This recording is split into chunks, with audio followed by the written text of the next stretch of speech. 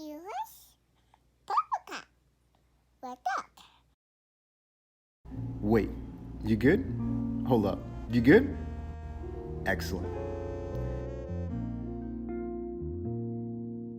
So the best way to start this off is that this is a story. Wait, it's also a presentation.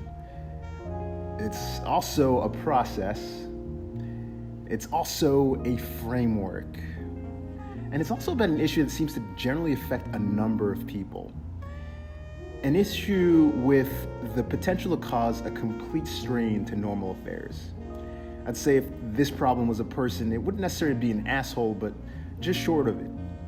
We're talking about hamstring injury. And to start, I want to take you through a presentation I performed for a group of strength and conditioning coaches. This presentation is part of a multi-series aimed at problem solving, but also recognizing and navigating through complex systems, such as injury. In other words, you don't necessarily have to be a strength and conditioning coach to find value in these multi-series presentations, but you certainly will learn about hamstrings.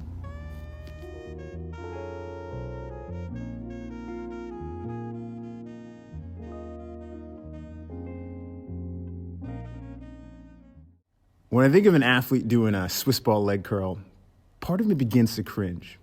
It's a bit like S&C PTSD.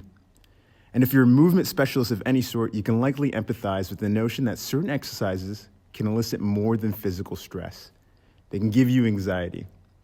I cringe because I envision an athlete, despite my countless attempts to cue, coach, hey, keep your hips up.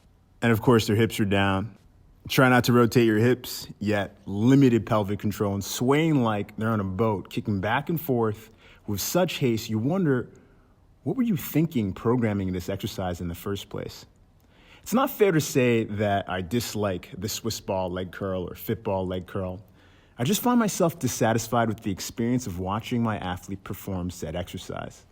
Ultimately, it always seems I find myself asking the same question. What am I trying to achieve here? Which then leads to, what is the goal for which I've decided the Swiss ball or fit ball leg curl is the best prescription or solution as a training tool for my client? It's here that I realize my dissatisfaction begins to grow to a point where reading becomes a necessity. It feels more like calming. Books, forums, journals, presentations dampen this stress and inspire me into action with new vigor and attitude. I can build better. The more I learn, the more I reach, the further I believe it. And based on what I've learned and experienced, I often record, lay down frames, and go to work, putting these pieces into place to be tested against more learning, more experience, and the perceptive of the athlete. I'd like to share my insight to this process of learning, reaching, and gaining perspective to building a framework for hamstring training. Before I share that process with you, I want you to think about what resources you often use for developing or training hamstrings for team sports athletes. Think about why you do it. Think about how you do it. Think about when you do it. And then think about why again. And what I mean is this presentation isn't just about hamstring training. It's about developing a process. It has much more to do with understanding the greater details about our training and its purpose to our athletes' respective sports. It's about improving some degree of control in a very volatile and constantly changing environment. It's about improving knowledge to be resourceful in those changing environments. And it's about your process than the actual result. Actually, it's also about the result. If you're in need of a process, it might be helpful to utilize the OODA loop, as it's an interesting way to navigate through concepts. It's got military origin with a degree of universal application. We can start by observing or gaining knowledge through the literature. We then orient ourselves, gain experience, and then we act, or we create a framework based on our decisions. And we recreate that framework on new observations and new experiences. And we constantly hold it up to a test. And thus, it's fair to say that through observation and experience and decision-making, I've built this framework, a framework for hamstring training. And when we look at the research, it's immediately clear that the notion of hamstring training covers many areas and has a number of factors and or variables to consider. So in this sense, we've discovered many frames for our framework. At this point, we simply require some parameters and greater organization towards a specific objective in order to fix or build these frames together. So what's the objective? The objective here is simply to create interventions to diminish the risk of injury of hamstring during play.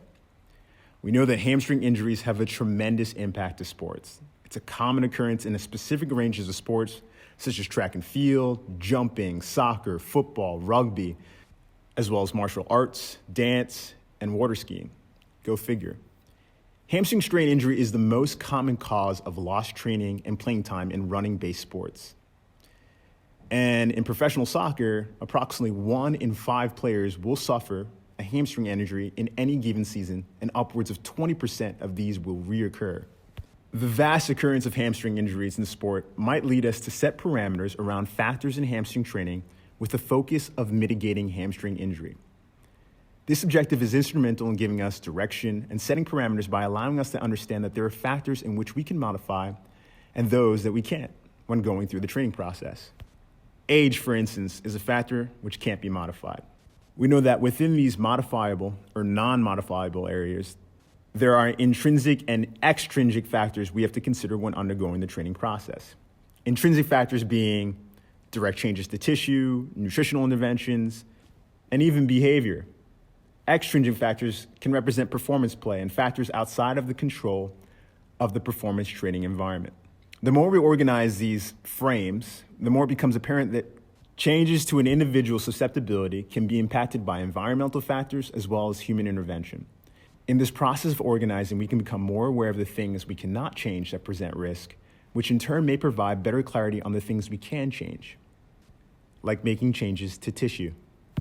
Setting parameters when building a framework directed towards hamstring training is especially useful as it allows us to understand the relative complexity of injury and the many ways in which we can approach training. There's a lot to it. It might be helpful to think of framework building as building a home.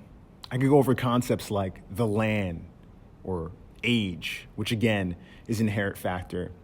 Roofing can represent psychological concepts or components that we can have an intervention on. Electrical, the neural factor, motor control, coordination, firing rate, sensory input, and the structural component, wood, an inherent framework in homes. As a strength and conditioning coach, I find it far more useful in this period of time to talk about something we can influence, more than likely in the weight room.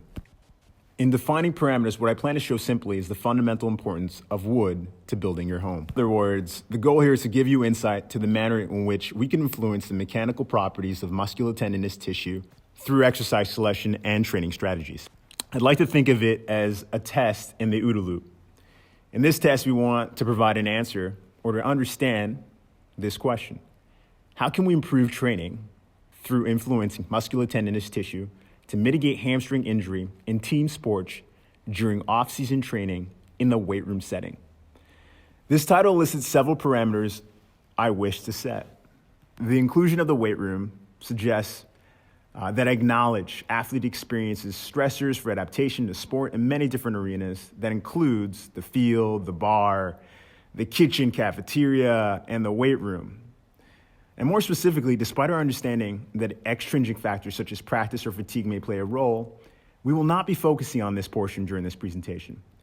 The inclusion of team sports is an attempt to include both my experience in dealing with large teams in the weight room setting and understanding that our choices in these settings can be influenced by limited resources such as time, space, equipment.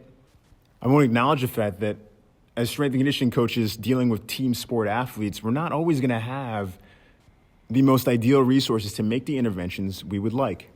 It's also an understanding that team sports share a similar issue in dealing with hamstring injury. I reluctantly included mitigation of hamstring injury, but that's essential. I mean, the goal for all of us working with our athletes is to limit injury or in some sort of capacity. And the time frame is the off season with an implicit understanding that there generally is a greater potential to make changes during this period as compared to the in-season. Thus, at this moment, we have an objective, we have parameters, we have frames for a framework. We simply need to build on evidence and our respective experience. I'd like to identify the Bourne files.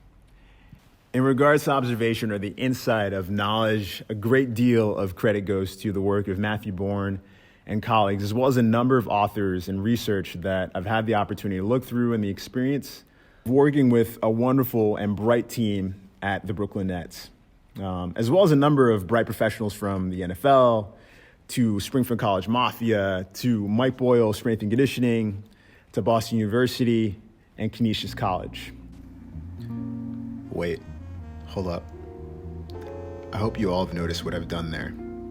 I've listed the frames based on the evidence that I've read, as well as my experience, which are both distinctive, but help to create my assumptions. Ultimately, I've done this to let you know that all conclusions that you put into your frames are provisional, which is why we have to visit one more thing before we review my assumptions. While I've introduced you to the idea of establishing a framework and a process of training, I don't know that I've accurately given insight to the distinction between these elements.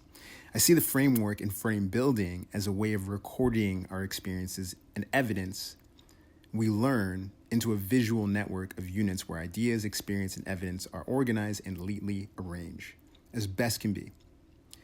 And I recognize the OODA loop as a process or the underlying manner in which I can facilitate adding new experiences and evidence for the purpose of building and editing to reach a greater truth or objective. A clear comprehension of those two functions gives way to a resource that I've flirted with for many years. It's a resource that many of us are beginning to have more common relationships with in the age of information and data. On the show Westworld, a sci-fi thriller dealing with the philosophical adventures regarding humanity, technology, and human technology, some recognize this resource as Dolores. These violent delights have violent ends. An artificial intelligent robot hell-bent on protecting free will. But for the sake of this presentation, I'd like you to understand this element as a screen, much like the screen you're using to watch this presentation. As you're looking at the screen, you're all interpreting this information in unique ways, and sometimes faulty ways, but very much in human ways, myself included. And my journey in training, let alone what I've learned about life, is that human beings are more than capable of making poor decisions. And it seems that the more we learn about human beings and the more we learn about how they think, the more we begin to realize that human decisions are riddled with faulty decision-making processes. The screen, AI, is a resource among many that we can use in accordance with the process and framework building to not only help us examine whether our experience and evidence is of quality and or accurate, but also to enable us to make better choices. Consider the screen as a counterpart able to lend decision-making agency based on the information we have learned and provided. Such a resource would be valuable as it would have the ability to remain unbiased, consistent, unemotional, with an ability to recollect previous memory information accurately and process that information with a greater degree of accuracy relative to the human being. In the attempt to strategize better training, I see the value of Dolores, or her nemesis, Rehoboam, an artificial intelligence in Westworld, built initially to predict the future and then progressing to choose a better future. Whatever the case, the screen I've come to describe is a spectrum of AI. And while it may be fun to think of it as a complicated Turing-testing robot named Dolores, whom one can bring into the weight room to help with training choices, it's best to understand AI in the way that it's currently being used today. Today we use AI to deal with a complex set of problems, like injury, and as a way to acknowledge the limitation of human perception, and to also test our assumptions built on frames and processes. That's the way at least I'm approaching training today, and perhaps another factor you should consider in your own personal objective.